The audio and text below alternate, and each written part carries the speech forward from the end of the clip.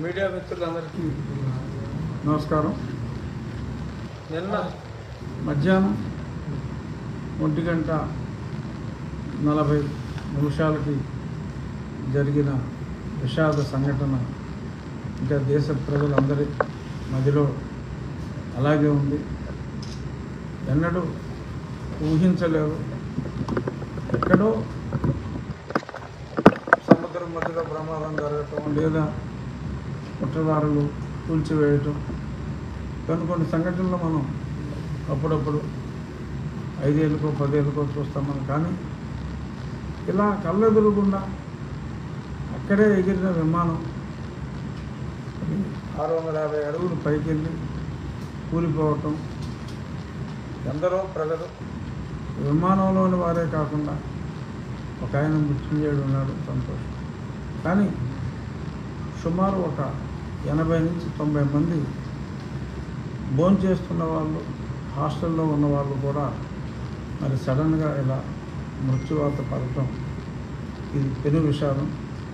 ఆ విషాదంలో తనువు చాలించిన వారందరికీ నా ప్రగాఢ, వారి కుటుంబ సభ్యులందరికీ నా ప్రగాఢ సంతాపాన్ని తెలియజేస్తున్నాం.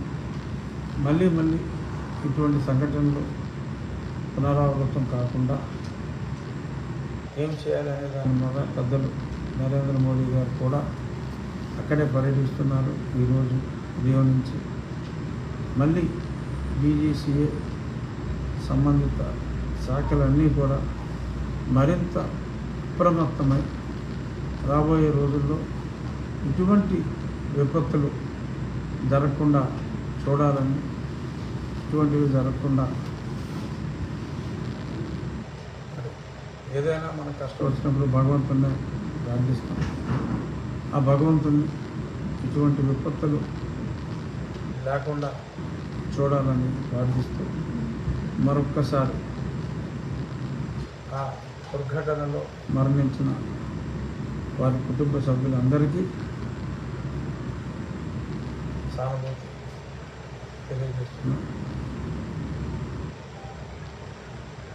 ఇంకా మనం నిన్న మరి వైభవంగా సుపరిపాలన వచ్చి 1 సంవత్సరం పూర్తయిన సందర్భంగా ఉత్సవం చేసుకుని మరి ఆ తర్వాత నియోజకవర్గాల్లో కూడా మరి కొన్ని కార్యక్రమాలు చేయాలి అని భావించాం. మరి ఆ సంఘటన జరిగినందువల్ల ఆ కార్యక్రమాన్ని వాయిదా వేయడం జరిగింది. అంచేత ఆ వాయిదా వేసిన క్రమంలో మన నియోజకవర్గానికే రెస్ట్రిక్ట్ అవుతూ మన నియోజకవర్గంలో జరిగిన అభివృద్ధి అంటే చెయ్యాలని ఉన్నవి ఏమిటి, నేను ఎన్నికల సమయంలో చేస్తానన్నవి కొన్ని ఉన్నాయి, చేసినవి చేస్తానన్నవి కన్నా కొంచెం ఉన్నా, చేయబోతున్నవి ఏమిటి అనే దాని మీద మనం చర్చ పెట్టుకున్నాం. రేపు ముఖ్యమంత్రి గారు ఆయన విజయవాడలో పెద్ద సభ అయిన తరువాత ఆ ఉత్సవాలు ఏం చేస్తారనేది అప్పుడు రాష్ట్రంలో ఉన్న సుపరిపాలన గురించి మరి ప్రజలందరికీ తెలిసేలాగా మాట్లాడుకుందాం. ఇప్పుడు కేవలం 1 సంవత్సరం ఒక ఎమ్మెల్యేగా నాకు పూర్తయిన సందర్భంగా ఇక్కడ జరగవలసిన వాటి గురించి, క్లుప్తంగా జరిగిన వాటి గురించే మనం రెస్ట్రిక్ట్ చేసుకున్నాం. మీ అందరికీ తెలిసిందే, జూన్ 4వ తారీఖు మనకి ఎన్నికల ఫలితాలు వచ్చినాయి. ఆ తర్వాత 12వ తారీఖు లాస్ట్ ఇయర్ ముఖ్యమంత్రి ఆయన మంత్రివర్గం ప్రమాణ స్వీకారాలు చేశారు. ఆ చేసిన వెంటనే 13వ తారీఖు నుంచి నా ప్రణాళిక ఒక ఎమ్మెల్యేగా ఏం చేయాలి ఈ నియోజకవర్గానికి అనే దాని మీద మరి అసెంబ్లీలో జూన్ 19 అనుకుంటా ఎమ్మెల్యేగా ప్రమాణ స్వీకారం చేసింది. మరి ఆ 13వ తారీఖే నేను అప్పటి కలెక్టర్ సుమిత్ని మీట్ అయ్యి ఆయన ఇంటి దగ్గర ఒక కార్యాచరణ, నేను ఎన్నికల్లో సాగునీరు డ్రైనేజ్ వ్యవస్థ మెరుగుపరుస్తానని చెప్పాను. మరి దీనికి ఎలా చేయాలి, మనం ముందుకెళ్ళాలి, నేను మొదలు పెట్టాలి అంటే మరి ఆయన అప్పుడు ఖజానా ఖాళీ చేయడానికి నిధులు ఏవి లేవండి. బాగా ఇవ్వగలిగితే ఒక 10 లక్షల రూపాయలు ఇవ్వగలమేమో, అంతకు మించి నిధులు ఏమి లేవు అని చెప్తే ఓకే నో ప్రాబ్లం. అప్పటికప్పుడు ఒక ఆలోచన వచ్చి నేను నాతో పాటు పెద్ద నర్సం కూడా వచ్చారు, ఆయన కూడా తీసుకెళ్ళాను. ఒక ఆలోచన వచ్చి మీరు ఇవ్వక్కర్లేదు, మీరు కావాలి గవర్నమెంట్ పార్టిసిపేషన్ ఉండాలి అంటే సరే మీరన్నా 10 లక్షలు సపరేట్ అకౌంట్ పెడదాం, నేను నా వంతు కావచ్చు నా స్నేహితుల దగ్గర నుంచి సబ్సిక్వెంట్గా ప్రజలను కూడా ఇన్వాల్వ్ చేసే ప్రయత్నం చేస్తాను. బట్ నేను అన్నమాట ప్రకారం నేను పని చేయవలసిందే అని చెప్పి అప్పటికప్పుడు ఉండి infrastructure development, drainage and infrastructure అని నేను కూడా ఆ మొదటి సిట్టింగ్లోనే ఫైనలైజ్ చేసి ఆయనతోటి ఆ మరుసటి రోజు ఆయనతోటి అకౌంట్ ఓపెన్ చేయించి ముందుగా నేను కొన్ని నిధులతో మొదలుపెట్టి స్నేహితులతో మాట్లాడి 5 లక్షలు అని చెప్పి అలాగే ఆ నిధితో సొంతంగా పనులు చేయడం ప్రారంభించారు. అది గ్రామస్తులు రైతులు అందరూ కూడా ఎప్పుడో 5 ఏళ్ళుగా 10 ఏళ్ళుగా మరి వదిలేసిన కాలువలను చేపట్టడం చూసి ప్రజలు కూడా స్వచ్ఛందంగా చాలా చోట్ల ముందుకు రావటం, చాలా పనులు మనం ప్రారంభించి ఒక చైతన్యం అనేది డెవలప్మెంట్కి ప్రభుత్వం నిధులే అక్కర్లేదు, మనం కూడా ప్రజల భాగస్వామ్యంతో చేసుకోవచ్చు. సరే తర్వాత P4లు ఇవన్నీ కూడా తర్వాత వచ్చినా అసలు రియల్గా P4 అనే కాన్సెప్ట్ రాకముందు అది P4 అంటామా, P3 అంటామా, P5 అంటామా అందరూ పక్కన పెడతాం. మనం మొదలుపెట్టాం ఒక కాన్సెప్ట్, అది వేగంగా వెళ్ళింది. ఆ తర్వాత స్కూల్స్ ఇన్ఫ్రాస్ట్రక్చర్, చక్కని క్రీడా ప్రాంగణాలు ఉండాలి. ప్రభుత్వ పాఠశాలల్లో స్థలాలు బాగున్నాయి కానీ సరైన ఆట స్థలాలుగా మార్చలేదు. స్థలం ఉంది కానీ ఆట స్థలాలు లేవు. మరి విద్యార్థులకు సరిపడా బల్లలు లేవు. మరి ఇటువంటివి ఎన్నో సమస్యలు ఉన్నాయి. అంత మురుగుంటలాగా ఆ ఆట స్థలాలన్నీ మురుగుంటలాగా ఉండి స్కూల్ కావచ్చు, ఎక్కడైనా సరే రొచ్చు, బురద, గేదెలు ఇలా ఉన్నాయి. మరి ఆకివీడు స్కూల్లో మరి మొత్తం అంతా ఫిల్ చేసాము. ఉండి హై స్కూల్లో 5 ఎకరాల స్థలాన్ని ఫిల్ చేసి ఒక 60-65 లక్షల రూపాయలు ఉండి హై స్కూల్ ఖర్చు పెట్టాం, ఓపెన్ చేసాం, మీరు అందరూ చూసారు. అలాగే పాలకోడేరులో కూడా ఇంచుమించు 55 నుంచి 65 లక్షల మధ్యన పాలకోడేరు స్కూల్కి, ఇవన్నీ కూడా ప్రభుత్వం నుంచి సింగిల్ పెన్ని తీసుకోం. ప్రజలు ఆ స్నేహితులు వీటితోటే మనం ఈ స్కూళ్ళు అన్నీ అభివృద్ధి చేయటం. అలాగే సుమారు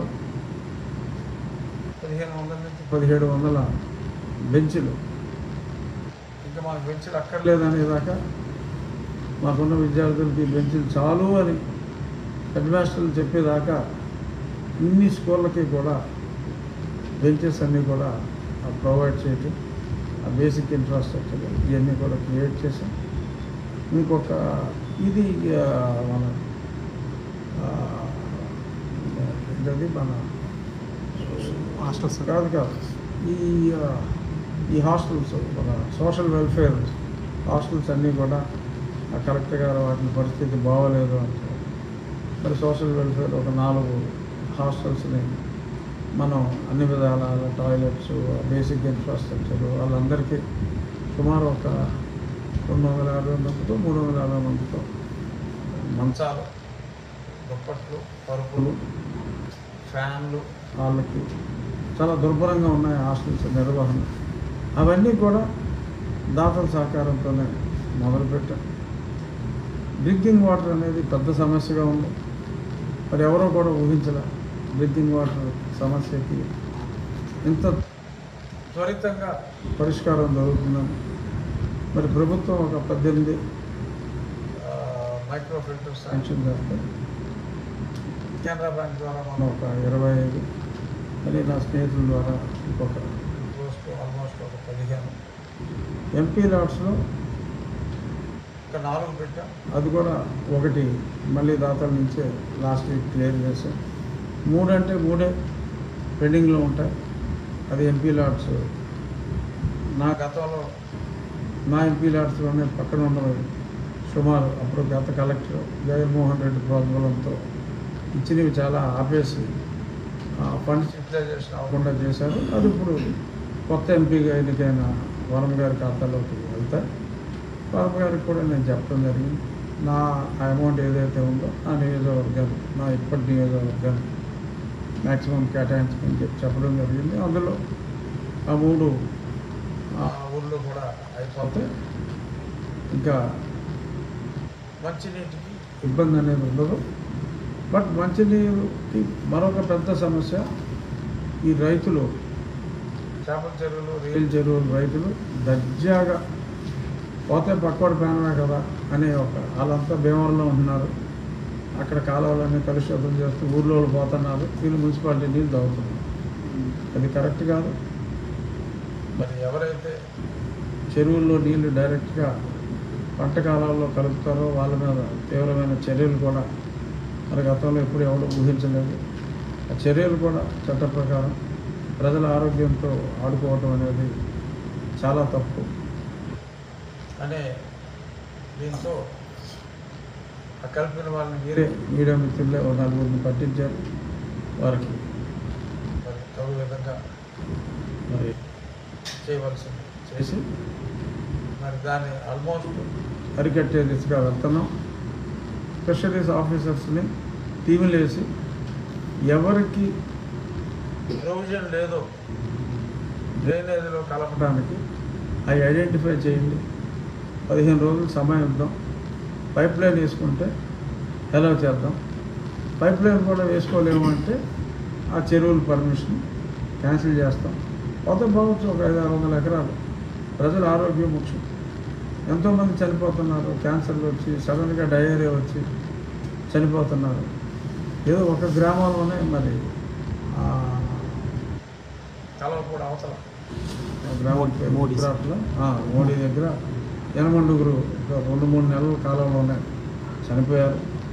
ఇవన్నీ వాటర్ బాండ్ డిసీజెస్ వల్ల వచ్చినాయి. సో ఉక్కుపాదం మోపుతున్నాం. అందులో ఎటువంటి మొహాటం లేదు. చూసారు కదండి. మరి ఈ వీడియో కనుక మీకు నచ్చినట్లయితే ఒక లైక్ కొట్టేసి మీ అభిప్రాయాన్ని కూడా కామెంట్ బాక్స్లో తెలియజేస్తూ ఇలాంటి ఇంట్రెస్టింగ్ అప్డేట్స్ కోసం మా ఛానల్ని సబ్స్క్రైబ్ చేసుకోండి.